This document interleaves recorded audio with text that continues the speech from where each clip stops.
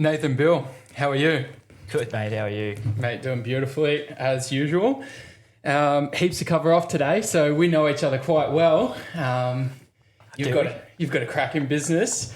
So let's get into it. Solar Air Energy. Give me a quick rundown. What is it? Solar, air conditioning, and electrical. It's the easy way to put it. Yep. Name spells it out. Solar, air energy, solar, air conditioning, and electrical. Okay. So how old's the company? Coming on 5 years now. Okay. And how's the last 5 years gone? Oh, yeah. Peaks and troughs. Valleys and dips. Yeah, that's business, though, I think, in a nutshell. Yeah, I completely agree. So starting out, what's that look like? 2019, Solar Air Energy. It was a solar spin-off initially. But talk to us a little bit about the early days there. It was me on a lounge room floor with an idea. And that today is over 20 people, 2 warehouses, multiple vehicles on the road. It's 3 warehouses now. Three as of July 1st this Well, year. it's 3 as of yesterday, so I don't know if you know this. But Okay, sweet. I don't know. That's exactly right. So I don't know, but three warehouses. So yeah, it's been a wild journey. But yeah, it just started out with a crazy idea in my head 5 years ago on a lounge room floor in Murray. Yeah. Okay, so talk to me about the early days. Man in a van, just me out there hitting the pavement, knocking doors, getting my pregnant missus to go and also do letterbox drops out in Forest Lake in Brisbane. I just worked 17, 18 hours a day, and I just knocked doors, went and saw real estate agents, pretty much anything that I could do to wrestle up some work to get a bit of traction. And then, from there, first person come in was apprentice Jacko. And then from there, Brody. And then, you sort of know the rest. You were there at the start as well, but you were more in the background. Yeah. No, I certainly remember those days. So I suppose what people often overlook is how much experience you had prior to 2019. So you've been a Sparky for a long time, but talk to us about leading into 2019, how the company actually come about. Why did you decide I can do this solar thing, but I can do it probably better than anyone else? Or what made you, I suppose, look at that as the next business venture?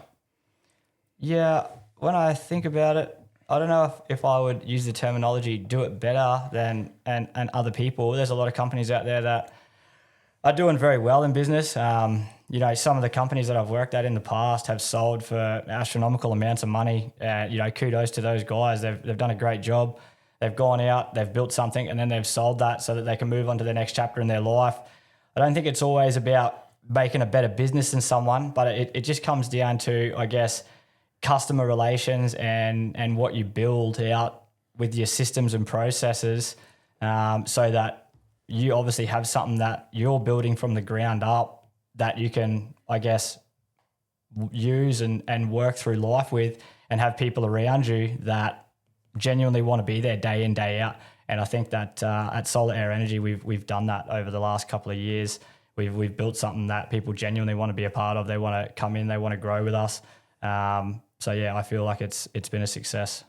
Yeah, no, I completely agree. So 2019, you had Jacko, I suppose, and it was a weekend sort of thing initially. Is that how you'd explain it, or? Yeah. It was.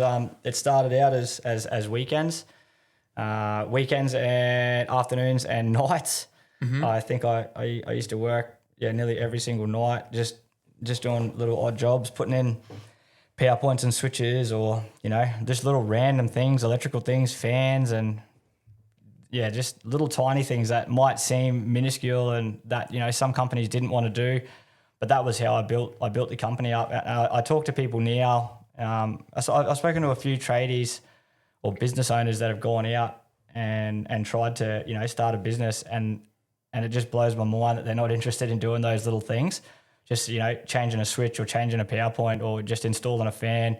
These tiny little things that people overlook, but those are the things that when I started, I focused on doing so much of that so well that the people that I did it for are now some of our best customers that we've had for 5 years, and they don't look anywhere else, but it started from a simple changing of a switch or changing of a power point.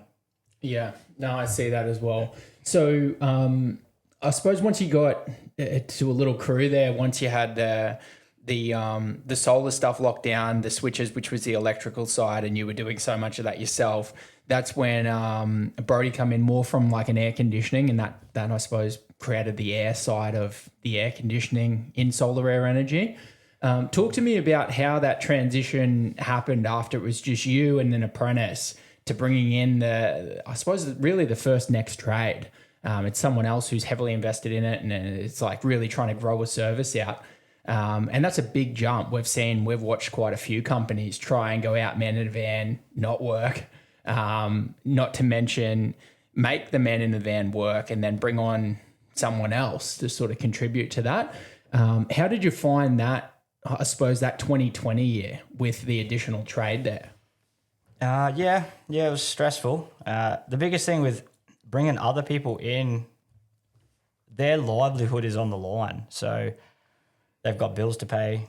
They've got, they've got to feed their own mouth. They've got to buy food. They've got to buy fuel. Like, you can't just bring someone in and hope. I don't think a lot of people do. A lot of people do that, which I look at that sometimes and think to myself, man, that's going to go pear-shaped real quick. But who am I to say anything to people that are having a crack? I think it's good that people have a crack, but I just feel like sometimes when people go out and hire so many people at a rapid rate, they don't do the calculations, and it comes back to bite them in the ass big time. Mm-hmm. So there's a lot of planning needs to go into, especially a tradesman. The workload has to be there for weeks and weeks of work, so that you've got a buffer to be able to go out whilst that work is being done and find more work. If there's no buffer, ultimately, I hope you've got a decent savings account, because you'll be eating into that to pay people, because that people aren't going to come to work for nothing. Correct. Yeah, completely agree. Okay, so if someone's looking to just get out there, like what was the driver for you to get out there and get things started? This is a pretty simple answer. I just honestly don't like being told what to do. I've never liked being told what to do. I'm sure if you ask my parents this question, they'll give you the same answer. I haven't liked being told what to do from my parents, from police, from teachers, from partners. Yeah, it doesn't really matter. I've not really in my whole life enjoyed being told what I can and can't do. And I saw business as being the only way. The only person that really tells me what to do now is a tax man. And even then, I'm constantly trying to find ways to get around that as well. But as most people know, that's a whole other ball game, getting around that sort of stuff. So yeah, that was my main driver. I didn't really like being told what I could and couldn't do. So yeah, I thought starting a business was the best way to get out of that. Okay, yeah, got it. Now the business is obviously doing a lot more than just the man in the van was these days. What are some of the times that you could look back on that you're the most proud of so far? The one thing that jumps straight into my head, there is multiple times through the last 5 years that I've been pretty proud, and I don't think all of us, like myself, Brody, you, I feel like sometimes we don't really, how's the expression go, stop to smell the roses. I feel like there's been multiple times through the journey in the last 5 years, and I say 5 years fairly lightly. Like 5 years goes pretty quickly when you think about it. So to go from a man in the van to 20 staff with 3 warehouses, 3 commercial properties, it's pretty significant. And I just think that we've not really ever sat down and stopped and I guess looked back and really congratulated like all of us together as a group. But the main thing that does jump out at me when you say, what are we're most proud of? It would probably be Jacko in, I think it was 2023. So Jacko was one of our first apprentice. He was literally the first person to come into the business. And I think they told me there was 10,000 applicants. There's 10,000 applicants for apprentices of the year in 2023. Jacko got nominated. And he won that. He took that award out. So to hear that a young man that we had trained from the ground up took that award out in the whole of Queensland. Some of the competitors or some of the other people that were nominated at the awards night, they'd come from, Cairns and as far up as Port Douglas, Townsville, all the way up there, Mackay. There was a lot of people that had come down for that awards night.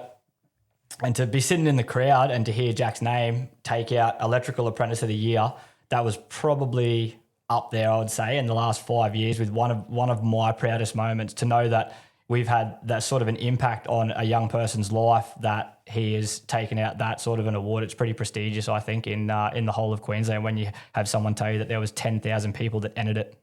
Yeah, no, I completely agree. I remember that night. It was a cracker. I suppose there's been a heap of times where things have just gone pear-shaped. But what are the 3 times where you remember just it not going to plan at all? Or even just one of those times? I don't know. I try to be a pretty positive person in life. There's heaps of things that don't go to plan. Actually, no, I'll tell you one that didn't go to plan. This screwed me big time. You allowed to swear on this channel or what? No. It's not. Beeps. Copy that. A lot of people probably wouldn't know this. Most people that do, it just happened to them, and they're probably all going to be sitting wherever you're listening to this, laughing, thinking, yeah, that happened to me too. When you start a business, banks do not look at you favorably. So I jumped out into the ocean and I was swimming around and then attempted to get a home loan. I pretty much got laughed out of the room, and at that point in time, I was paying $1,000 a week to live in a house in Norman Park. Now, $1,000 a week is far more than most home loans, or some home loans, unless you're getting a crazy amount financed. So I knew that I could pay for a home loan, but they wouldn't give me the home loan because the business was in its infant stages. So that right there was probably one of the biggest lessons that I've taken, and a bit of a doozy, jumping and not, I guess, planning prior to for my living arrangements, especially when I had kids on the cards and all that sort of stuff. So that was a huge one. That one bit me in the ass. I still remember I drove past that house all the time. Yeah, it's a shithole. Okay, it's the worst street in the whole of Brisbane. Literally, the amount of beeps I used to hear in that house just when you're trying to reverse out your driveway is insane. I won't say what it is, but because it might devalue the houses on that street. Righto, systems and processes. So what are the couple of the systems that you swear by? Systems. Is this like systems on the jobs that we do? What's a framework? What's a Nathan way of thinking that no one else agrees with that just works? I don't know. I just think for me, it doesn't work for everyone, but I just have try to be positive all the time. I know that you can't always be positive 24/7, 365. That's not really possible, but it doesn't matter what happens to you. There's a negative way and a positive way to look at it. I know sometimes it's really hard to find the positive way when, shit hits the fan and, you think everyone's out to get you. But if you look at it negatively, that's the only route you're going to take. Everything's just going to be negative. Everything around you will be negative. And I try to stay well away from that and well away from people that are like that, because for me, I can absorb that sort of energy, and it's well known around here. You're probably going to laugh because, you would see it. People normally know if I've been around negative people or if I'm not having a good day, because I just don't talk much and avoid people, which is not my normal nature. So when you're talking about systems, just being positive, no matter what, we've had insurance claims against us. We've had people go through the roof. We've had, an apprentice life half of his hand off. He was on work cover, all of these sorts of things. Yeah, it's shit. And you could just be so negative and just so down about it. But at the end of the day, life happens. You just need to move on and then, figure out how things can be fixed and stay positive, because no one wants to be working around anyone that's negative 24/7. It's just not enjoyable. Okay. For someone just starting out, so Nathan 5 years ago, someone just starting out, any advice? Get ready to put the hours in. I've heard people say to me, "Oh yeah, this is like probably joke of 2025." Someone said to me a couple of weeks back, "Yeah, I'm not really handling this 9 to 5 thing. I don't really enjoy working 9 to 5, so I've decided to start my own business so that I can just be free and do what I want to do." And I looked at him and I said, "So you're telling me that you don't like working 9 to 5 and you want to be more free and have time to do whatever you want to do, so you've started your own thing?" And he was like, "Yup." And I said, "Okay, good luck." I didn't say anything. I'm not going to say anything. I don't say anything these days. People need to run their own race. They need to, figure things out for themselves. But if I did want to say something, I would tell old mate that he has no idea what he's just jumped into and what he's about to experience. Because if you think anyone thinks that they are going to start a business and be successful running it from 9 to 5, they should probably check themselves into a mental institution on the route to work every morning. It's not going to happen. 9 to 5, and there's probably other people out there that might listen to this going, "Oh, you just don't know how to run a successful business properly." Like, yeah, 9 to 5 is all you need. It definitely is not. Every person that I've ever spoken to in my network, friends, family, I've never seen anyone get to, crazy heights and crazy levels of success just doing 9 to 5. Mm-hmm. That's just me though. Yeah, I'm glad I wasn't in that conversation. So, anything exciting that you're working on? Yes. We've had some stuff in the works for probably the last. It was getting built for a year. It's all finished now. It's all finalised, but we've obviously been pretty busy with work, and I know time just gets away from you. But we've built out a franchise model for solar air energy.